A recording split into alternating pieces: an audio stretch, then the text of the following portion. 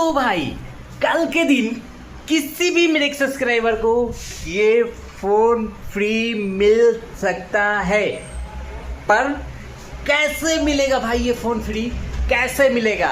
कुछ नहीं करना है। सबसे पहले YouTube पे देख रहे हो तो सब्सक्राइब करो, इंस्टा पे देख रहे हो तो फॉलो करो, फेसबुक के पेज को भी फॉलो करो भाई। उसके बाद आ जाओ RR मोबाइल रिपेयरिंग सेंटर। ये फोन कल के दिन फ्री बनवाने के लिए, वो फ्री लेने के लिए, सॉरी बनवाने के लिए नहीं, फ्री लेने के लिए भाई।